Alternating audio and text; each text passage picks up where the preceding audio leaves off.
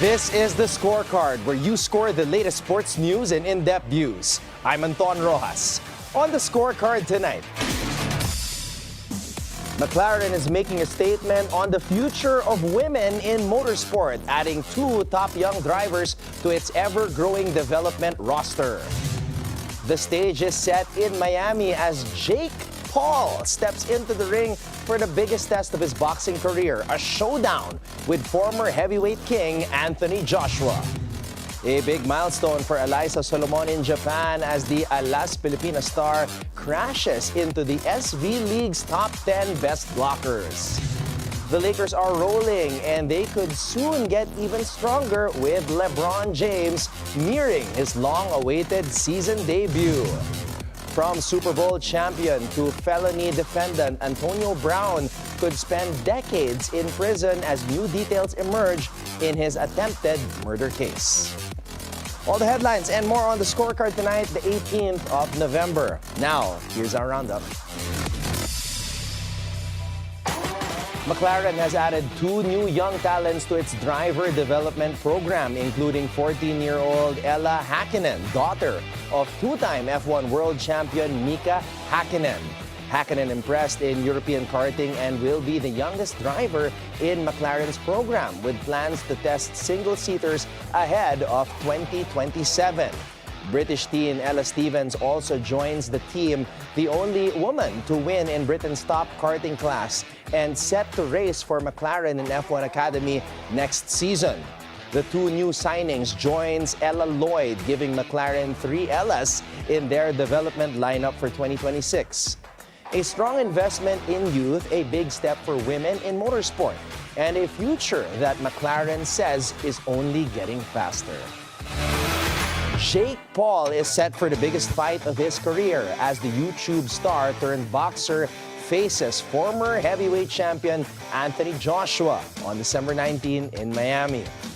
The 8th-round heavyweight bout, streaming live on Netflix, pits Paul, now 12-1, against 2-time unified world champion looking to bounce back from his loss to Daniel Dubois. Paul comes in after wins over Mike Tyson and Julio Cesar Chavez Jr., and was originally set to fight Gervonta Davis before that matchup fell through. For Joshua, it's his first fight since September 24, and a chance to reset his heavyweight run against one of boxing's most polarizing new figures. A former world champion, a controversial rising star, and a primetime clash in Miami, Jake Paul versus Anthony Joshua is officially on. Eliza Solomon just hit a new milestone in the Japan SV.League as the Alas Filipinas opposite cracked the top 10 best blockers this season. Solomon, now playing for Osaka Marvelous, is at 10th place with 0.59 blocks per set and has already delivered 20 kill blocks in 34 sets across 12 matches.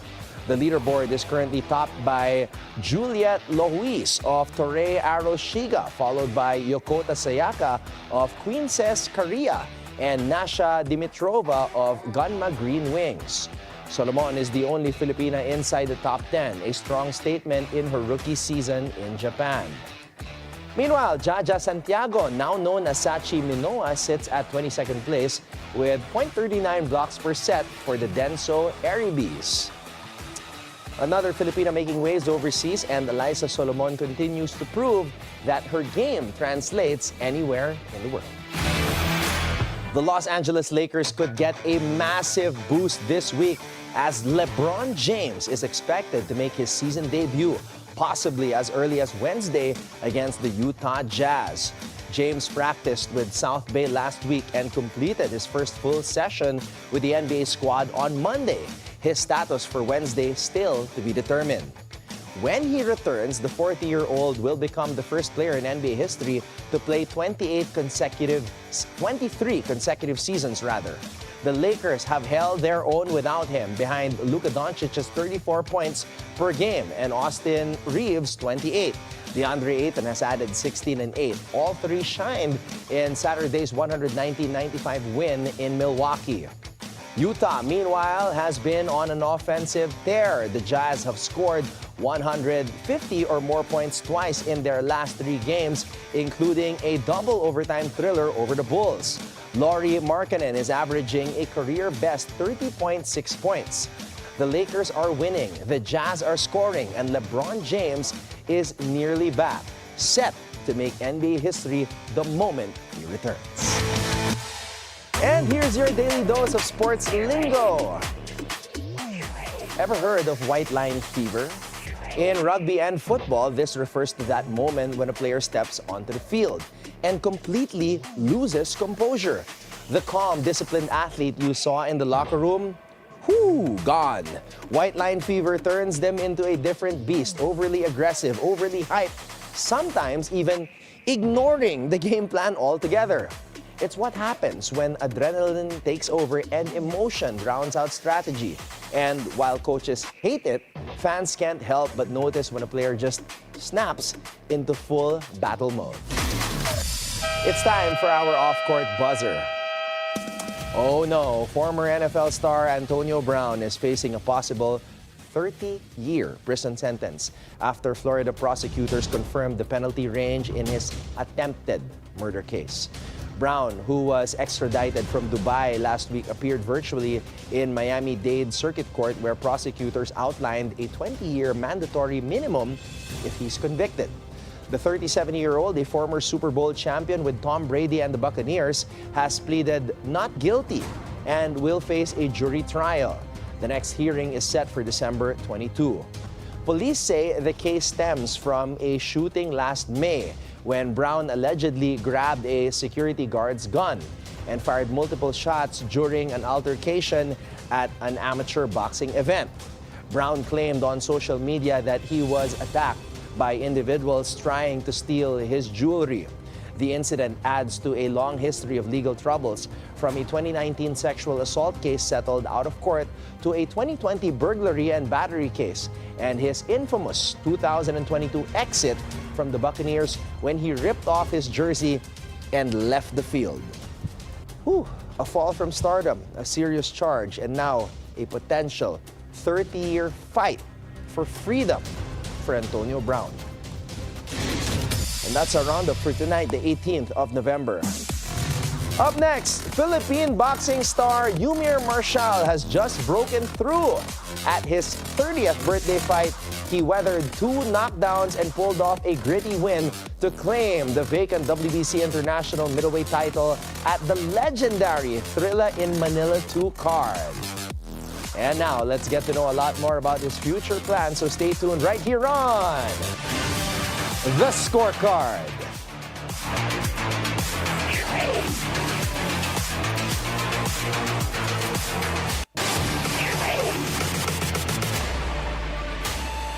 Welcome back to The Scorecard. In the red corner, representing the Philippines, Olympic bronze medalist and one of the hardest-hitting middleweights in the sport today, the man responsible for a thrilling win in the Thrilla in Manila 2. Let's welcome to The Scorecard, Yumir Marshal. Champ, maraming salamat. Good evening sa'yo and welcome.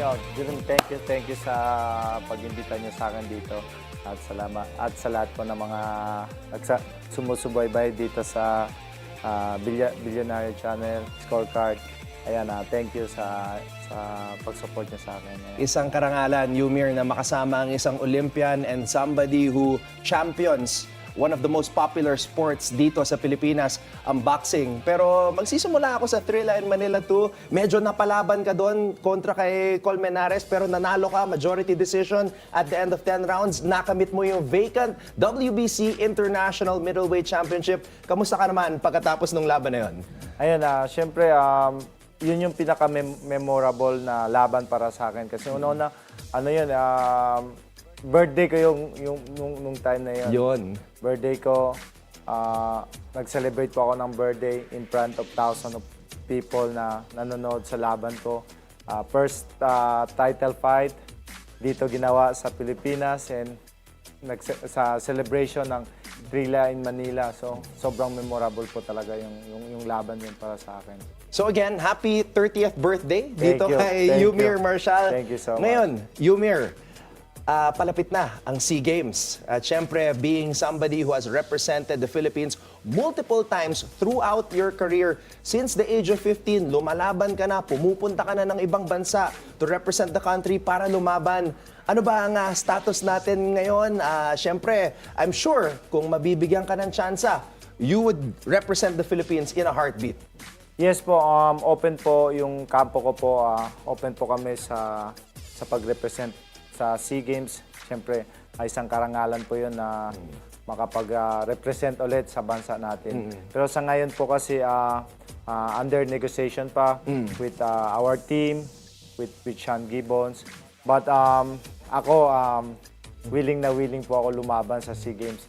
At pag nakalaban naman ako dito, talagang kukunin ko po ang ika-5 gold ko para sa Pilipinas sa SEA Games. Yan, so 5 times ko na ngayon since 2015, 17, 19, and 21. Grabe. So, ngayon, kunin natin ulit yung... So abangan natin yan. Abangan natin. Hindi pa ito official announcement. Abangan natin sa mga social media accounts ni Yumir Marshal if he will indeed represent the Philippines in the SEA Games. But you heard it here on the scorecard. Willing na willing po itong si Yumir Marshal na lumaban para sa Pilipinas. Yumir, nakita ko yung tattoo mo. Olympics, you represented the Philippines in Tokyo sa 2020 Summer Olympics. So, LA, siyempre, yun na yung susunod na Olympics. Isa ba yun sa mga target mo sa 2028? Yes po, like always ko sinasabi po sa mga nagtatanong sa akin, hindi ko po sinisirado yung pinto sa pag-represent sa bansa natin, lalong-lalo na po sa Olympics. Tulad po nangyari sa akin nung Tokyo Olympics. After ng Tokyo Olympics, nag-professional boxer po ako. But sinabi ko pa rin sa lahat na gusto ko po mag-Olympics ulit. So, nung Paris Olympics, nakita niyo ako, nandun pa rin ako, nag-represent po ako. Pero hindi man natin nakuha yung gold medal. Still po, yun pa rin yung ultimate dream ko na makuha yung Olympic gold medal. So, sa 2028 Olympics, LA Olympics, isa pa rin po yan sa mga ambition ko na makasali at makuha yung gold medal sa Olympics. Champ, isa pa, yung pro boxing career mo. 7-0 ka, 4 knockouts. Ano ba ang plano doon? Kasi ngayon, syempre, ang daming nangyayari. May SEA Games. Ano ang plano mo with regards to your professional boxing career ngayon na 30 ka na? Nakausap ko po yung promoter ko, si Sir Manny Pacquiao and Sean Gibbons, na next year, target po namin 3 big fights. Wow. And then world title.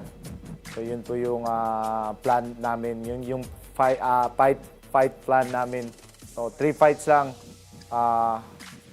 makuha natin lahat ng panalo at ready na po tayo for title fight. Lumalaban ka sa middleweight division, one of the most competitive divisions in boxing. Kamusta naman yung kondisyon mo ngayon in terms of that weight class? Komportable naman ako sa weight class na ito. Pero syempre medyo talagang mahirap, mabibigat talaga yung mga kalaban natin dito no, sa middleweight. Sa ngayon, nandito po yung si Carlos Adames, yung champion sa WBC, and yung two unified champion sa division ko din, yung taga Kazakhstan. So sobrang mabibigat. Pero naniniwala po ako sa tamang preparasyon, tamang suporta ng team ko. Darating po tayo dyan. And makikita po ng mga sumusuporta sa akin yon next year. Yumir, matagal ka nang lumalaban. Kanina, nag-uusap tayo bago nagsimula ang ating programa. We were talking to one of the most respected boxing analysts and reporters and the guy who has been covering the sport for so many years, Dennis Principe, na naging manager mo. Sa tagal mo sa boxing, Yumir, ano pa yung mga bagay na gusto mong makamit sa sport mo? Thank you sa pag-mention niyo ulit, no? Hindi ko naisip yun na 15 years ago na pala yung nakuha ko yung kauna-unahang gold medal sa World Junior Boxing Championship. So like, 30 years old ako ngayon, kalahati na ng taon ko. na naging world champion ako sa amateur, no. So, ano pa rin, hanggang ngayon, patuloy pa rin ako nangangarap na makuha ko yung gold medal sa Olympics. Yun po yung ultimate dream ko. Yun yung naging sa akin naging guide. Kumbaga, mawala man ako sa daanan ko, pero sa tuwing naisip ko yung gold medal sa Olympics, bumabalik ako sa daanan ko at patuloy po ako lumalaban, nag-ensayo. At ngayon, isa pa yun sa mga pangarap ko, maging isang world champion sa professional boxing. Yumir, ang daming nangyayari sa boxing ngayon. Habang nandito ka, matanong na kita, anong opinion mo sa mga social media influencers na biglang pumapasok sa sport mo? May malaking announcement. Kanina lamang, Jake Paul, lalaban kay Anthony Joshua. Nasusubaybayan mo ba itong Jake Paul na to na pumapasok sa boxing?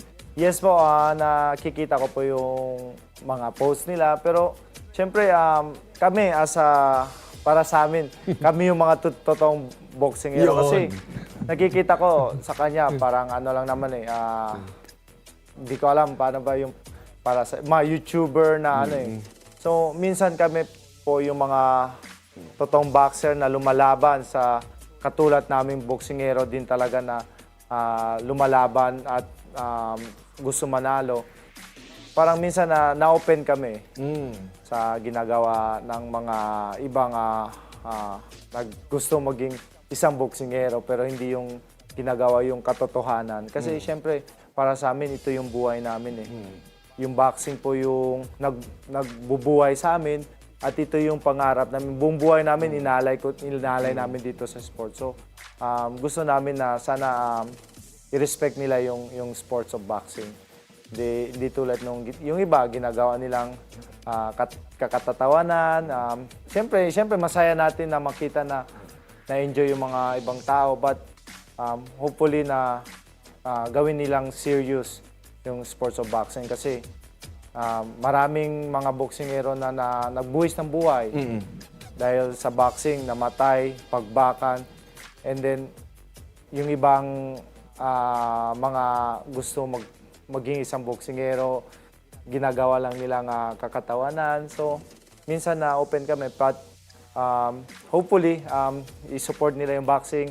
Lalong-lalo na po dito sa bansa natin dahil ang boxing po, isa po, dito po tayo nakilala. Yes. Dahil kay pambansang kamao natin, the only 8 times world champion, division world champion, Manny Pacquiao. So, yun po. Napatuloy na lumalaban pa rin hanggang ngayon. Yes po. Hanggang ngayon, patuloy pa rin lumalaban at nagbibigay ng karangalan sa bansa natin. So, ako po as a Olympian, as a professional boxer, as a national team, patuloy pa rin po ako lalaban at magbibigay ng karangalan para sa bansa natin.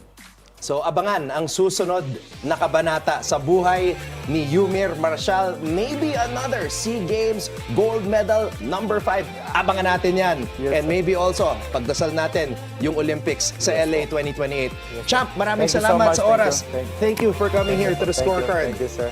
The champion, Yumir Marshal, WBC International Middleweight King. Two West teams headed in opposite directions collide. The Spurs, strong at home and fighting to stay in the mix, host the struggling Memphis Grizzlies, a squad desperate to snap a 4-game skid. Injuries on both sides, new stars stepping up, and a chance for one team to reset its season. Spurs, Grizzlies, we break it all down, so stay tuned. And remember, keep your eyes on the prize.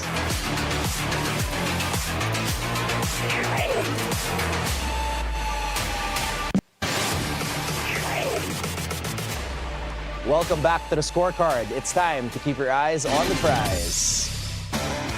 The NBA season is still young, but tomorrow night's matchup feels bigger than the calendar suggests. The San Antonio Spurs are sitting at 9-4 at home, hoping to stay alive in the Western Conference hunt. The Memphis Grizzlies, by contrast, are struggling at 4-10, searching for momentum in a season that started sluggishly for the Grizzlies. This is a chance to show they're not just a year off, but for the Spurs, They've looked good early, and with key injuries and an opponent hungry to turn things around, every mistake counts. So let's look at their previous games. The Spurs, coming into this one, just broke out of a 2-game slump with a 123-110 home victory over the Sacramento Kings. The Aaron Fox dropped 28 points and 11 assists in that win. But the bad news, aray ko po, for San Antonio, they're missing Victor Wembanyama, Dylan Harper, and Stephon Castle. Let's now go to Memphis. The Grizzlies have lost 4 straight, and their offensive ranking is near the bottom of the league. They don't have their full rotation healthy either. Key ball handlers Ja Morant and Ty Jerome are out, aray ko po, which makes spacing and pace tougher. Without Wembanyama, without Harper, without Castle, the Spurs have to lean on Fox and a deeper rotation. They'll also need strong defensive contributions to mask absences. The Grizzlies, though undermanned, have nothing to lose and might catch the Spurs off their rhythm. If Memphis defends aggressively, forces turnovers, and get early transition buckets, they might make things interesting. But when you combine the Spurs' home court and the Grizzlies' offensive issues, the edge goes to San Antonio. If the Spurs win, it strengthens their homestand momentum. But if Memphis pulls it off, it could be a turning point for their season, a confidence booster for the struggling Grizzlies. And here's your matchup breakdown for tomorrow.